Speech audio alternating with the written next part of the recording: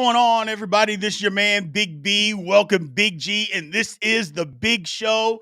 I am back off the mend. Look, I'm about 50%. Everything is still not functioning the way that I want it to function, but I will say this, people. I feel a lot better, Big G. I feel a lot better. I know I don't look and probably don't sound a whole lot better, but I definitely feel a lot better, man. I am glad to be back and glad to be doing this thing, man. So what's going on, my man? Man, great to be back. Great. Listen, man, I felt like I was a lost stepchild for a couple of days, man. I reached out to our producer, man. I was like, D, what's up, man? We doing it. He was like, yeah, G, it's all good. But, it's always good to be on Steelers Almighty and the Big Show, man. Great. And it's great to see that you are feeling better Whew. and looking better and sounding better, man. Absolutely, man. It was brutal. It was brutal. Yeah. I'll admit it. It was a rough week. Still going through it. I'm probably not going to be back 100%. The doctor gave me the word. He said, "Look, B, it might be 6 weeks. So if it's 6 weeks, it's 6 weeks. But you know what? It could be worse. That's the one thing. It could be worse. But let's get into this, man. First things first. As always, remember to like, follow, subscribe. Continue to leave those comments in the comments section. Steelers Almighty, still fastest growing Steelers channel on YouTube. We appreciate all y'all's support, man. Thank you guys for doing what you do and sticking with us. I know I've been on the mend, but I appreciate you all sticking with us, man. Steelers, we got to get back on track here, Big G. We got to get back on track. This wasn't a good week versus the Browns. I don't want to spend too much time talking about the Browns because that game was on Thursday, but this just wasn't a good week. It was a good time to maybe have the mini bye. Yeah. But we got some holes to fill, don't we, Big G?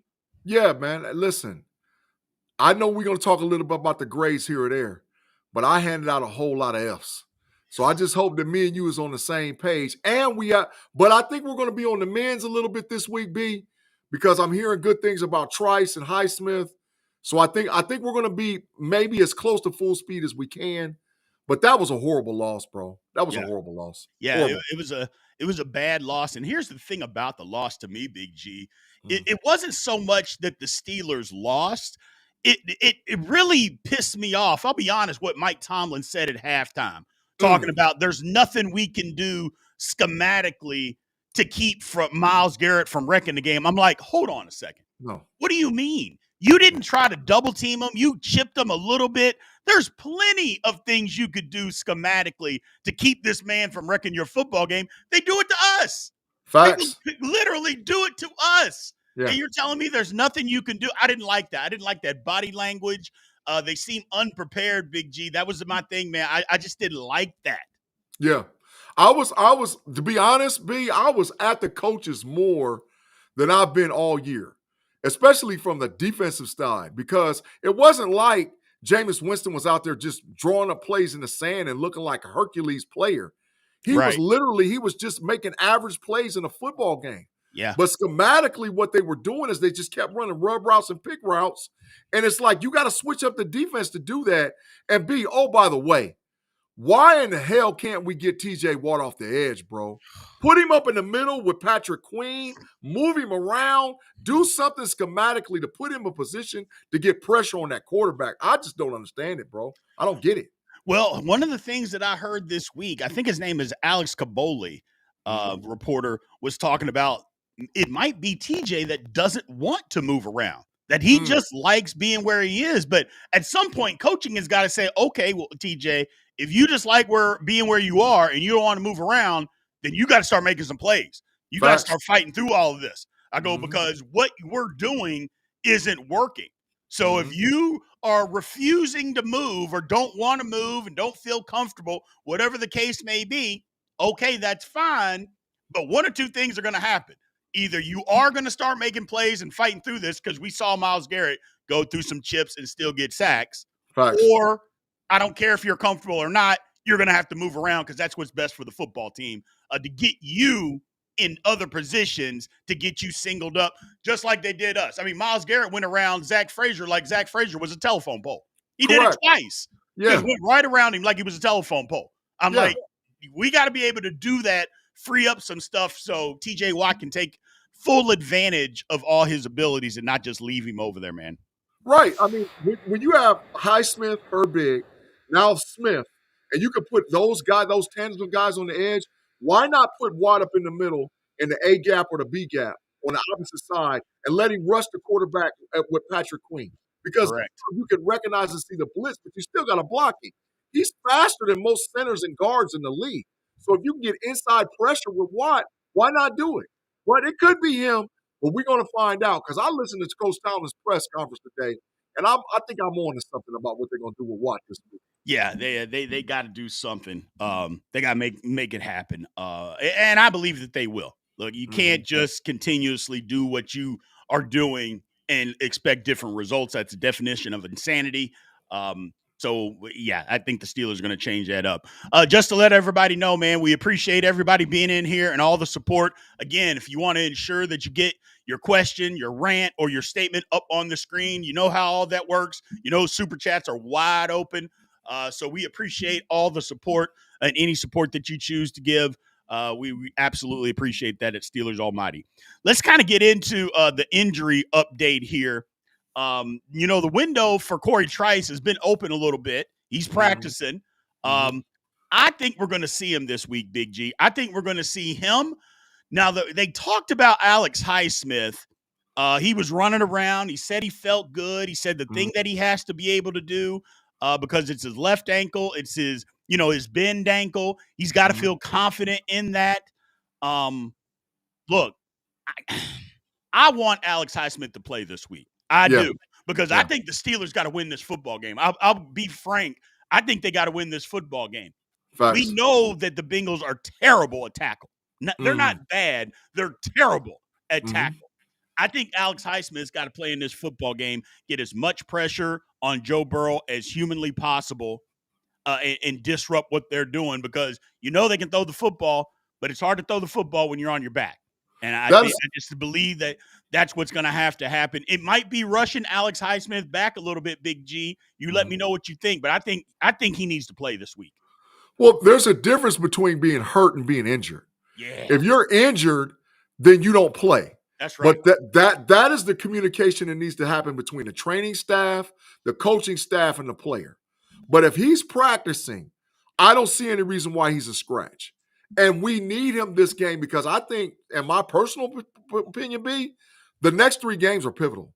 Yeah. We have to get W's in the next 3 games, and we're going to ensure to have a high seed in the playoff. So I like Smith. I like what he's done. I love Herbig. But Highsmith hit different. So when you have Highsmith and Watt, oh, yeah, you're going to cause some problems. And we got a backup for him. So if he's not, fully able to just go, okay, we're going to give you some plays off, give you some downs off based on down and distance. But your job is to get in there and kill the quarterback and destroy the Bengals tackles. Yep. This is the thing. You're talking about the next few games. We talked about the schedule. It gets tough. Look, we got the Bengals, then it's the Browns, then it's the Eagles, then it's the Ravens. I mean, look, these next games, and then after that, oh, by the way, we play the Chiefs, and then the Bengals to end it all. Yeah. But we got to put together some wins here. It's got to start this week because here's the thing about the Bengals. If we beat the Bengals this week, the Bengals can't make the playoffs. There's not going to be a team that makes the playoffs in the AFC at 9-8. That's just not going to happen. And you're going to try to tell me that the Bengals aren't going to quit after that? Of course they are. They're not going to be playing for anything. So, and then we got to go beat the Browns. I think this is the pivotal week because I've said this all along, and I think me and you agree on this, Big G. The Bengals scare me more than what the Ravens do. Facts. I'm more scared to play the Bengals than I am to play the Ravens because you know what you have in the Ravens. They don't have an outside threat that scares me. They just don't. The Bengals have that. They have a couple that scare me. So to be able to thwart that, they got to have a pass rush. That's why I think Alex Highsmith, Big G, is the key this week. Yeah, I think Trice got to play too, B. Yeah. I think because I think you got to put Joey Porter Jr. in a different position. Yeah. I like putting Joey Porter Jr. more towards T. Higgins than I do like putting him towards Jamar Chase. I would rather have Corey Trice, Jackson, those guys chasing Jamar Chase all around the field. And I'm not saying JPJ's not the number 1 corner. I'm just saying that JPJ plays handsy. And that's a nullifier against T. Higgins versus Jamar Chase is just flat out fast. Yeah. And so quick. I don't know if JPJ can run with that dude, but I think Jackson and Trice can, man. That's just my thought. Well, here's my thought. I think you're onto something there. I think you go the old Bill Belichick way. Remember when they had Darrelle Revis? Now, granted, Darrelle Revis shut down some big-time receivers, but there was a lot of times where Bill Belichick would say, you know what? If you got two good receivers, we're going to take Revis and we're going to have him lock up your number 2 receiver. Yep. And then we're going to bracket and double team your number 1 receiver and then just see what happens from there. I think that's what the Steelers got to do. Yeah. I think you take Joey Porter Jr., you put him on Higgins, and then you double team on the backside. Look, we're paying Mika all this money. It's time for him to earn it. Okay, go be the bracket for Jamar Chase. Have Dante Jackson, Corey Trice, whoever you want to put over there. Have them chase him around, play a little underneath bail or underneath coverage, and bracket over the top. And let's just see what happens from that standpoint. But to have Joey Porter Jr. try to do that, I think that we're risking some stuff that we don't necessarily need to risk, Big G. Right, because Joey Porter Jr. is handsy, B. He's handsy all day and night. And I could see him running behind Jamar Chase. Yep. But T. Higgins is body on body. It's mano-y-mano. Yep. So they're going to fight. They're going to fight it out the whole game. And I love that Bill Belichick analogy because I think that's what type of effort we need to get this week from the Steelers defense, bro. Yeah, just play trail technique. Trail technique with a safety over the top. That's the best bet that you're going to have in doing that. So I think that's the approach. It may not be the approach that the Steelers take, but that's the approach.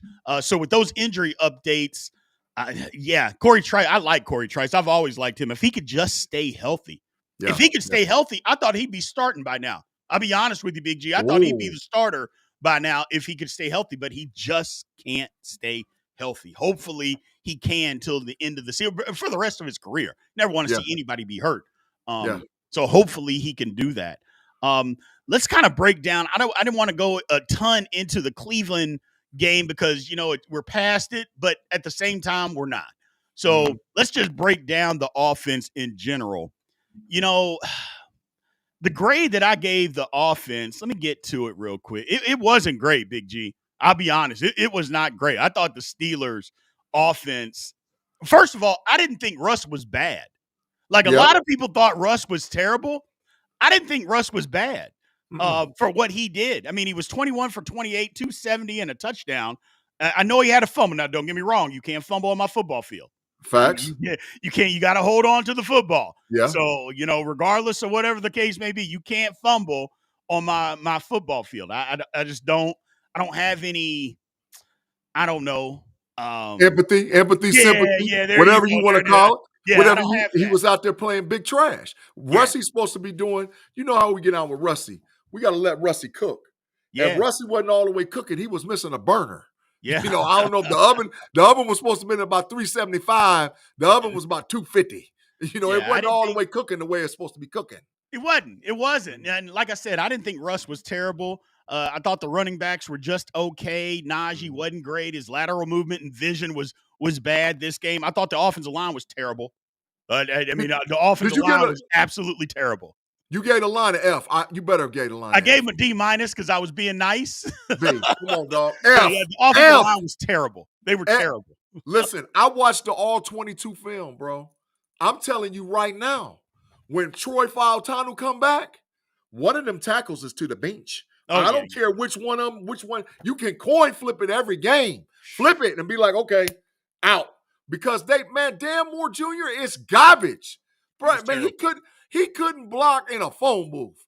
I'm talking about that much room. That's all you need. He couldn't block the dude. And it wasn't just the fact that he was getting blown up by Myles Garrett. I saw him with other guys lined up on him, and they were out there killing him. Yeah. They was out there killing him. To be honest, Jones had the best grade out of all the linemen. I gave him a 71.5 grade after reviewing the all 22 film. So, the line played trash, man. F. Yeah, the line was bad. Isaac was terrible. Dan Moore was terrible. Broderick was terrible. They were all terrible. The best one was Mason McCormick, played pretty good. Facts. But I mean, again, his technique is all over the place, but it was a bad day. So basically, I gave the offense overall a C-. minus for the day, Big G. What do you think? I was at the D plus. I was so Okay. mad. I was so mad, man, after the game because I'm like, listen, we left, and I included the mess with the offensive coordinator, bro. From you waited to put Justin in late. You should have ran with Justin from the third quarter on because that was a Justin game. They couldn't stop Justin, so you didn't make the adjustments until you felt like you needed a spark. So that the offensive coordinator goes along with the offensive grade, C minus D plus. Trash. Yeah, it was hot trash. Not to mention when they brought him in, it was obvious rundowns. And I'm like, short yardage situations. But even if you're going to have him throw the ball, okay, I'm okay with you having him throwing the ball. But you're going to throw a moon ball down the left sidelines to George Pickens.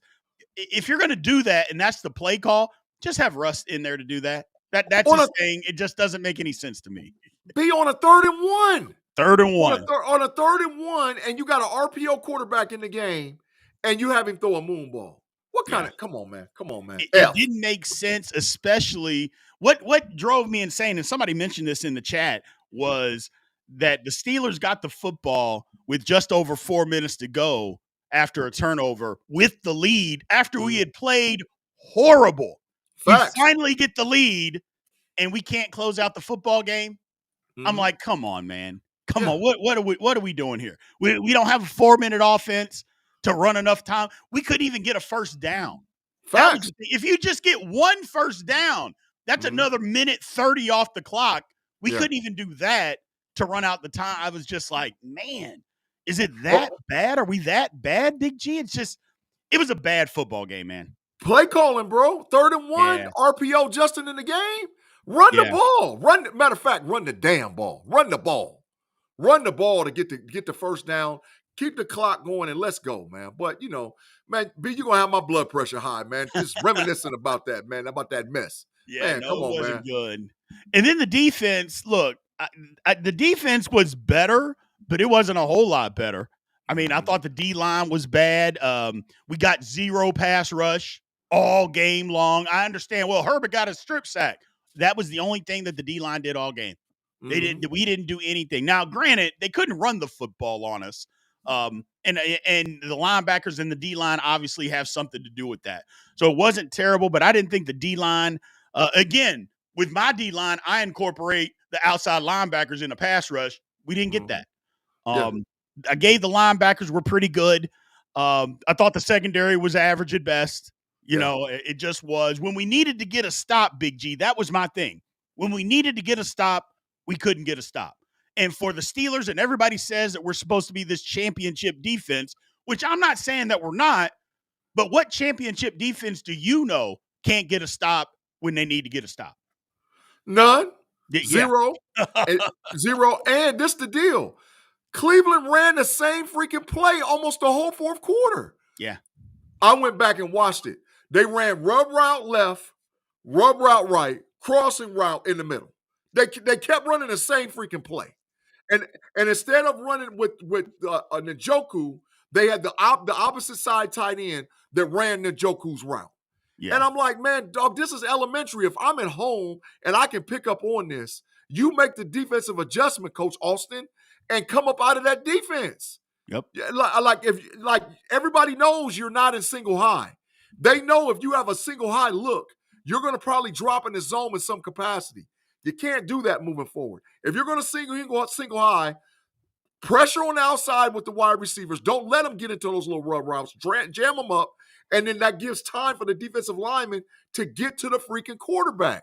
But they refuse to change. And we already talked about what the definition of insanity is. They keep doing the same thing over and over again, and they killed them all night with the rub routes to the outside, all night long. All night long.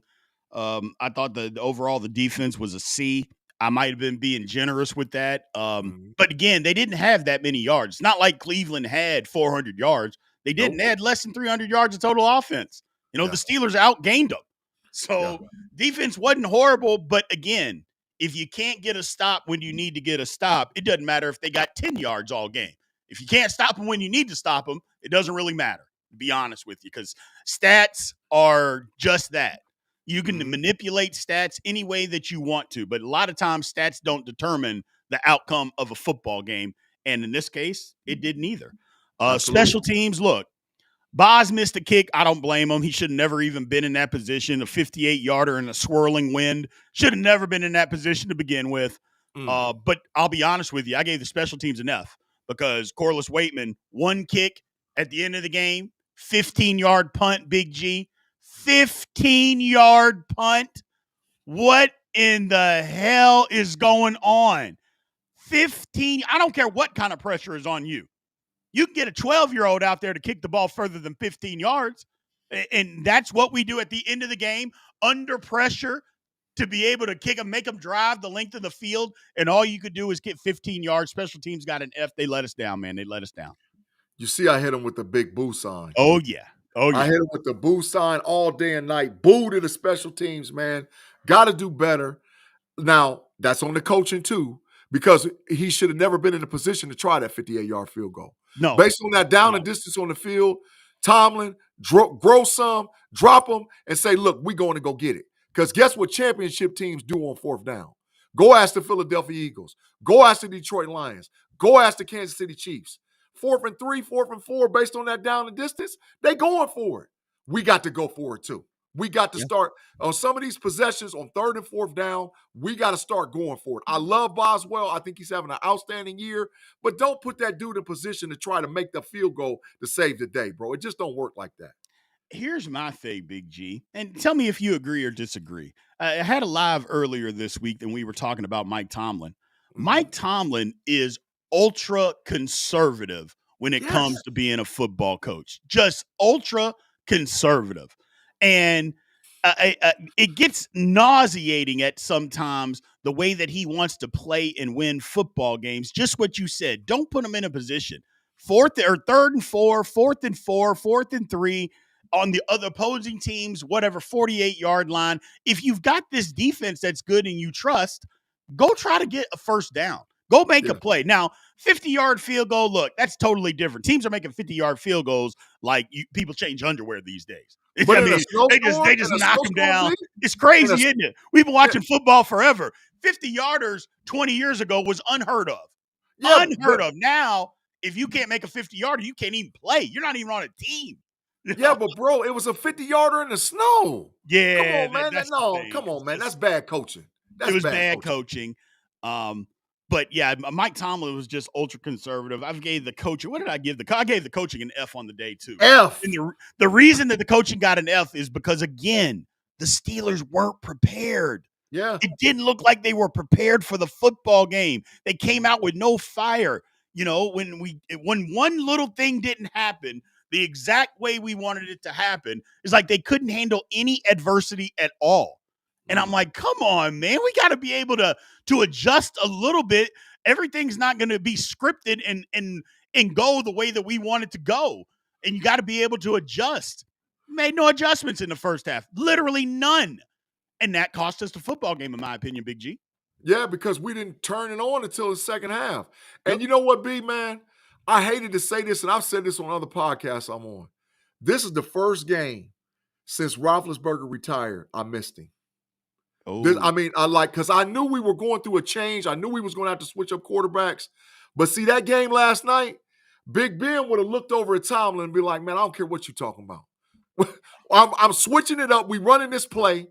And then after he done what he was supposed to do, he would have went over to Tomlin and said, I told you. You know, and that's I missed that quality from the quarterback. Maybe we're spoiled as Steelers fans, but I remember Roethlisberger would get into it with Tomlin all the time because Tomlin wanted to be conservative, and Roethlisberger was like, nah, bro, I'm going for the jugular. Like, we about to get these boys up out of here. It ain't even going to be no game. So I missed that aspect about being, man, against Cleveland, man, because Ben wasn't losing to Cleveland, bro. Get that mess up out of here. We wasn't losing to Cleveland. No. We lost in the playoffs, and him at the end of the year, he was 58 years old. He shouldn't even been playing a down in the league already. Come on, man. Retirement, okay, that's fine. But all them other times, Ben tore Cleveland behind up. And I miss Ben, man. I miss Ben. Yeah, that was one of those where you could tell that Mike Tomlin used to trust Big Ben. And when Big Ben wanted to do something, Tomlin deferred to him because he had earned that trust. I don't think anybody's earned that. As a matter of fact, I know nobody's earned that trust yet. But Tomlin's got to let those strings go. At some point, he's got to let those things go, man. Can't win football. Can't be championship winning football playing conservative. That's just not how the NFL rules don't allow for you to do that anymore. You got to be aggressive.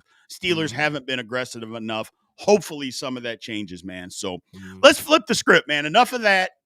Let's talk about Cincinnati moving forward. Big G, give me some of your keys to winning this football game on Sunday against the Cincinnati Bengals. Well, first of all, I got to tell you, you better buckle up. Okay. Because I'm telling you right now, the Bengals is trying to put 50 on us. Yeah. They don't care. They're not scared of the Steelers defense. Joe Burrow's really not scared of the Steelers defense. And they trying to put 50 on us. So you got to buckle up. So knowing that, that's my first key to the game. My first key to the game is getting as much pressure as you possibly can on Joe Burrow. I went back and watched film on Burrow. Burrow gets hit a lot. Yeah. And I think that if he gets hit in this type of weather, because it's going to be super cold, I think they're calling for it might be 19 degrees or 18 degrees. It's going to be cold. So if you put pressure on Burrow and hit him early and often, maybe by the fourth quarter you done wore him down. The second key, B, is that I watched the film. The Bengals screen game is different. Listen, they run the screens better than most teams in the league. And they got the players to do it. So we have to – I don't know if that's going to call for us to go into the dime where Peyton Wilson is going to play a lot in the inside. But, bro, their screen game, we got to shut that down because they literally run play action off the screen. Like they'll fake a screen, like how you run a running back play action, and then turn and they'll go the other way and throw the ball to Jamar Chase. I was like, oh, yeah, we got to shut that down. So defensively, those are my two big keys because I don't think from an offensive standpoint, I think Russie going to cook. Matter of fact, I think Russie might play the best game he's going to play all year this week against Cincinnati because we're going to need a whole lot of points to beat the Bengals, bro. Yeah, we're going to have to score some points to beat the Bengals. And again, it doesn't have anything to do with our defense being bad. It's just the Bengals put that much pressure on you. The one thing I'll say about Joe Burrow, you can hit him. He takes a ton of punishment. Yeah. But unless he's seriously hurt, Big G, he gets up and he comes right back. You know, he doesn't, he's not a guy that, you hit him and you knock him out of the game and he comes back a quarter later or something like that. No. You can beat on Joe Burrow and you got to knock him out of the game. And again, I don't really want anybody seriously hurt because I don't get down like that. I don't want anybody seriously hurt. I do want you to feel our punishment though. I do want to feel that, him getting hit. However, you got to just keep hitting him. You got to keep hitting them. And the thing about that, Big G, the Bengals got an offensive line that'll let you keep hitting them. Their offensive line is terrible. They're not even bad. It's not even a bad offensive line. It is a pathetic offensive line that the Steelers, not just TJ Watt, not Alex Highsmith and Herbig, Cam Hayward needs to eat. Keanu Benton, we haven't seen him eat all year. He got to eat in this game, Big G. Larry O's got to eat in this game. Our D-line has to eat in this game because this is another one of those games to where you want to be able to generate pressure without having to blitz, without having to bring linebackers or safeties because we need the guys in coverage. So if you can get, to defend against those crossing routes. So if you can get those guys to be able to get home and get solid pressure without blitzing, I know a lot of people have been asking for that, but we got to do it this game. We got to be able to get there. Yep. B, I got another key, dog. Okay. I got another key. All from an offensive standpoint. We have to go right at them in the running game. We have to run in between the tackles. Yep. We don't need to run outside zone sweeps and all that other mess. Let's go right in between the tackles and go straight at them because they're soft. Yeah. In the middle, we can take them all day and night. And I think if we do that and we start off with the running game and saying, okay, we're going to run in between the tackles, that will set up all kind of play action for Russie because I think they can be had on the back end. And my last key offensively is, red zone. If Justin doesn't come in the game at the 25, I'm going to Pittsburgh, and I'm going to be moving some furniture around with Coach Tomlin, dog. me and Coach Tomlin going to have a conversation, dog. Because, listen, we keep stalling out somewhere between the 35 and the 25. You don't have to be inside the 20 to be considered red zone chances, because Boswell kicks more field goals than anybody in between 35 and 25. Yeah. So let's now get ultra aggressive, bring Justin in the game between the 35 and the 25, and start hitting them with RPOs and throwing the ball and doing all the little stuff that you can't account for when you play 11 on 11 football. So we do that, and we go in the middle at them in the run game. Oh yeah, Cincinnati defense gonna give up. They're gonna give up. That's the big thing, is that the Steelers, we try all this outside running game, these sweeps and toss sweeps and all that. I'm like, you know what? I'm not saying it never works, but sometimes just simplify it. Just run power off tackle and run downhill. Everything doesn't always have to be an inside zone. Just, hey, run off tackle, pull a guard, lead the way. The one thing that I think kills us, especially in short yardage, Big G, and I know you'll appreciate this, Steelers don't have a fullback. Facts. We can love Connor Hayward all we want because he's Cam Hayward's brother. Connor Hayward is not a fullback. I mean, we started the game off with him leading on a trap play that he just totally whiffed on the D tackle because he didn't want to block him. And I'm like, hold on a second. Why are we even asking him to do that? He's a terrible blocker anyway. Now you're asking him to trap a 350-pound defensive tackle? I'm like, it just didn't make sense. I'm like, get a fullback and do something about it, man, if you want to be this running team. Connor Hayward, Pruitt, those guys are not fullbacks. Sign a fullback if you want to do all this stuff. You don't have to have 4 fullbacks or 4 tight ends on the football team. You just don't have to do that, especially when one of them can't block anybody. Freiermuth can't block a soul. So just get a fullback and run in between the tackles. Last year, remember when they fired Canada? First game out, Steelers changed up the blocking schemes. All of a sudden, they started running inside. They ran the ball all over the Bengals. Facts. Do it again. The Bengals defense is even worse up the middle now. Do it again. Do it again, Big G.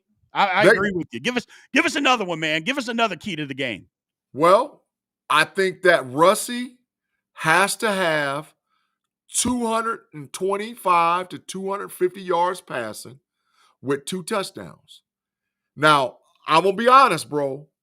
I'm liking the improvement of Calvin Austin III.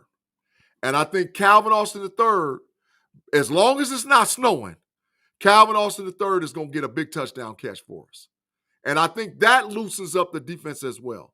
Because he's legitimately the fastest guy on the field. So, and saying that Calvin Austin's going to do that, listen, you've been calling all year for it. Freiermuth, where you at, dog? Yeah. Because traditionally, you handle your business against the Bengals. I mean, was it last year or year before he had 10 or 11 catches against? He tore the Bengals behind up. It was last year. Yeah, when they made the change, it was last year. Yeah, I need move. Where you at, dog? Yeah. I need about 8 to 10. Yeah. Now, if not move, Washington, where you at? And I'm hoping Pruitt is healthy because, listen, Connor Hayward is to the bench. Connor Hayward is not that guy. He's to the bench, bro. Get him out of here. But I need the tight ends to do their thing. But definitely Calvin Austin, bro. I need a big play from you, bro. I need you to get about 5 catches for about 85 yards and a touchdown. I need that type of game about you this week, bro. Because we're going to need about 28 to win. We're going to need 28 to get the dub. We're going to need it. Yeah. I think a minimum of 28 points is what the Steelers are going to need to be able to win this football game. I say that I don't want to get into a shootout with the Bengals because I think that favors them. But at the same time, I don't think 28 points equals a shootout. You know what I'm saying? I don't think scoring 28 points in a football game means that you got into a shootout. Being able to score on 4 touchdowns on a bad defense. And let's not kid ourselves. The Bengals is a bad defense. They're not a good defense. So I'll just look up the stats here real quick. They bottom third in everything. They were the bottom third on everything. And everything. Yards per game, the Bengals are 23rd. Yeah. Think about that for a minute, people. On defense, they are 23rd in yards per game. As far as rushing per game, where the Bengals are 21st. Yeah. I mean, Bottom third. they're just not good. They're just not good. And then you go to passing per game. Where is Cincinnati? Probably at the basement, 32. They trash. Their DBs can be had all day and night. Yeah, there they are, 23rd. So it's their defense is not any good. This is an opportunity for us to eat again. So Russell Wilson's got to be able to make it work. There's a lot of people are just so mad at.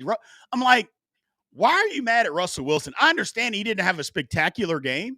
Yeah. But if you were going to tell me before the game started that Russell Wilson was going to be 21 for 28 for 270 yards and a touchdown, every single Pittsburgh Steeler fan would have taken that. Now, all of a sudden, because we lose the game, it's Russ's fault. What are you talking about?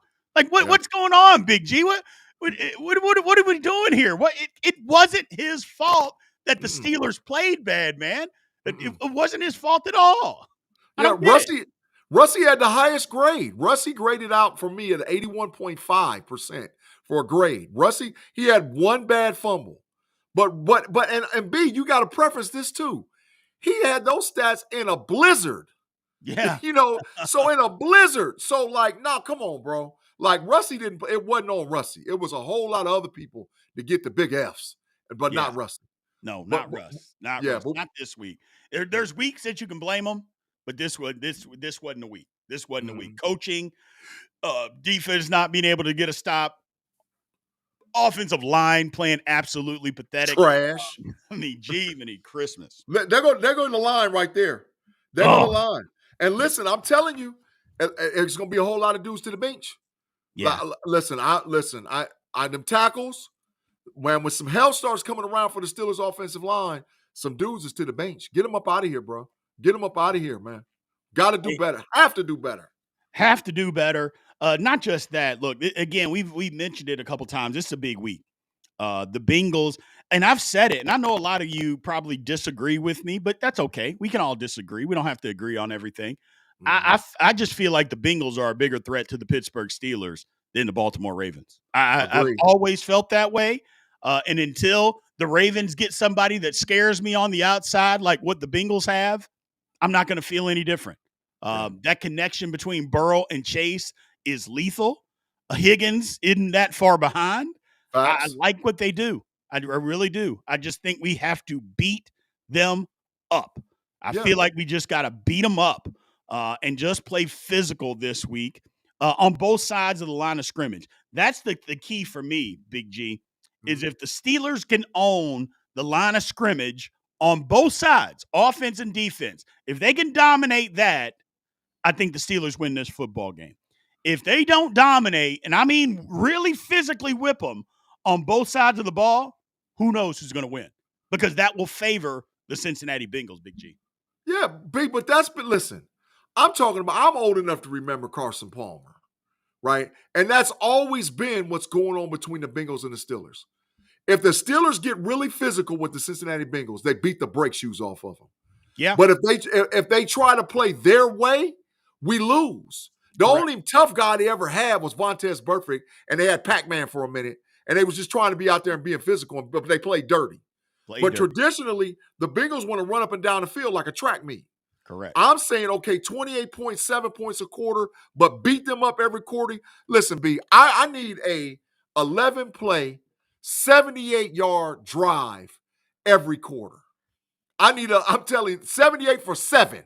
I'm talking about 12 plays, 82, 11 plays, 78, 10 plays for 70-something, and 9 plays or 10 plays for another 70-something.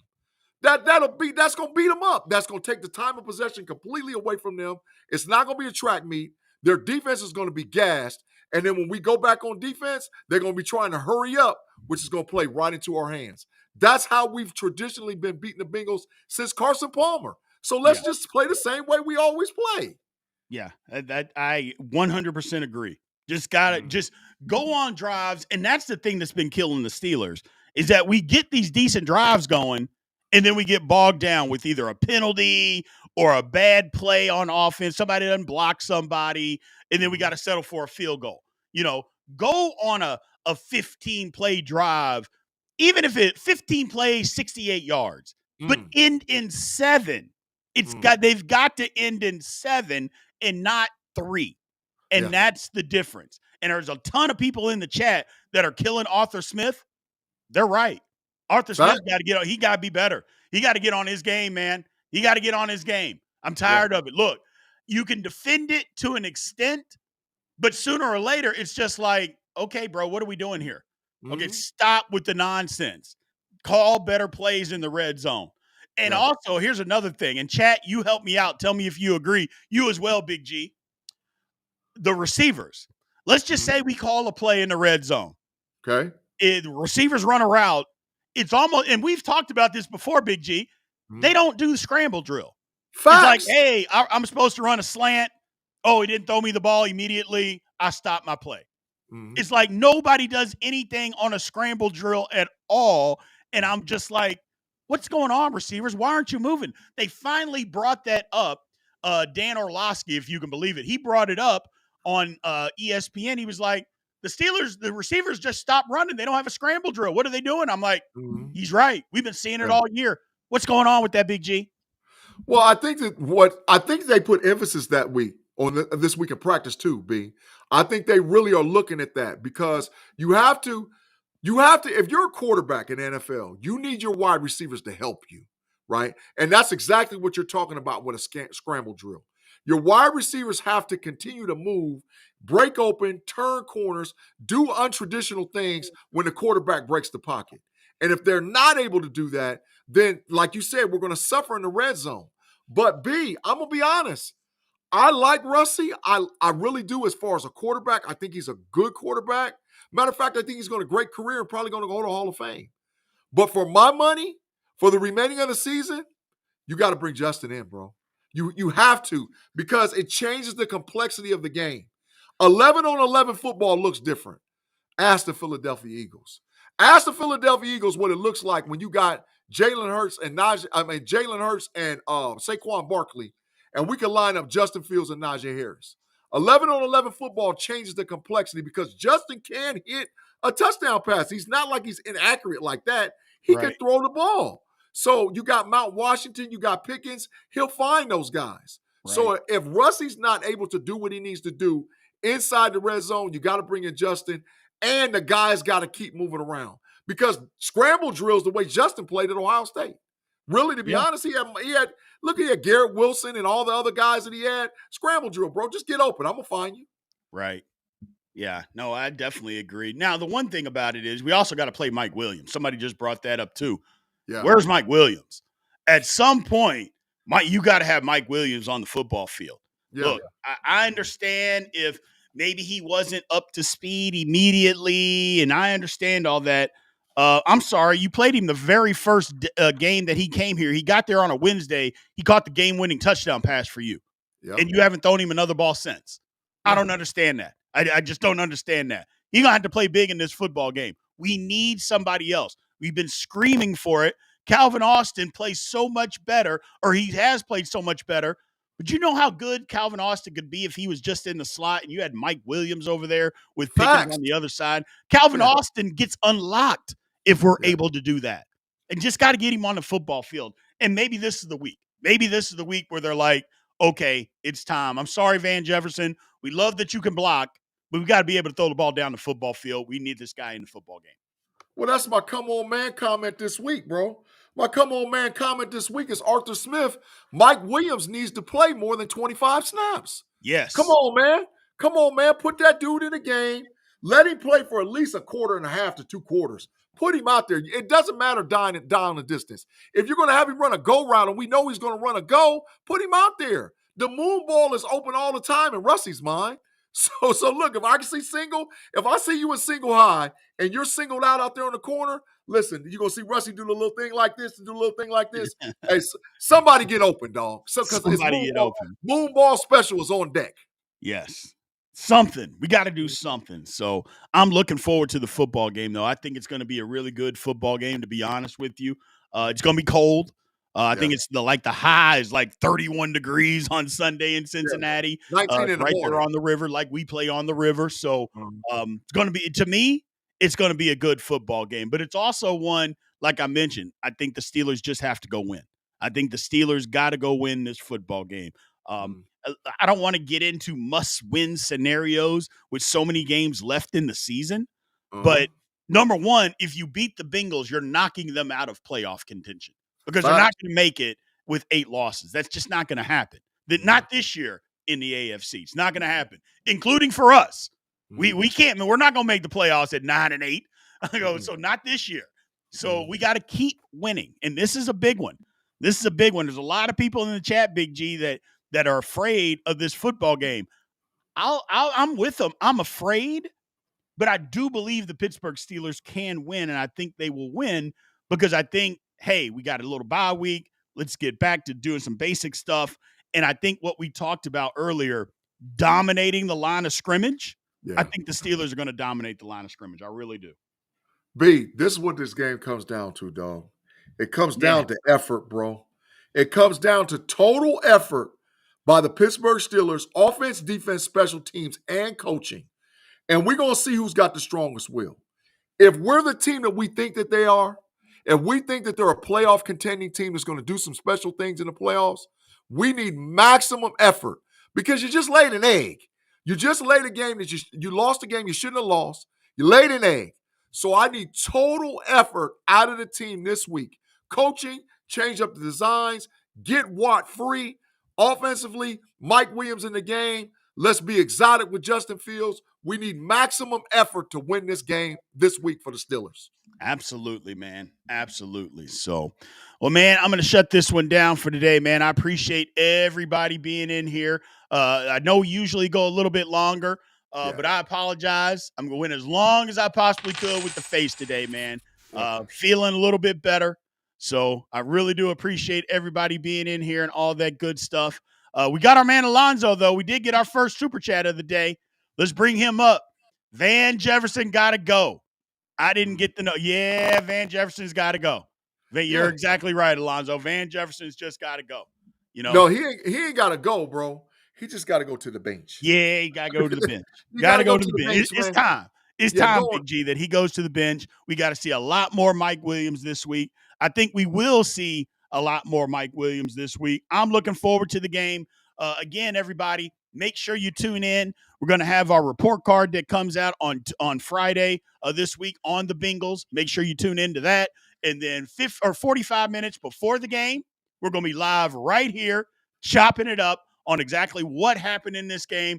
And then 15 minutes after the game is over on Sunday, we'll be back right in here live talking about exactly what happened with the Steelers and the Bengals. So appreciate you guys. Thank you guys for showing up and showing out like you always do.